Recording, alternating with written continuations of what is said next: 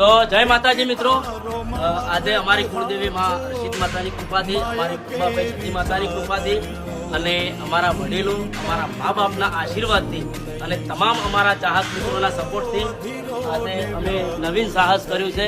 તે હોમ કેરની દરેક વસ્તુનું આજે લોન્ચિંગ કર્યું છે. જોરદાર જોરદાર.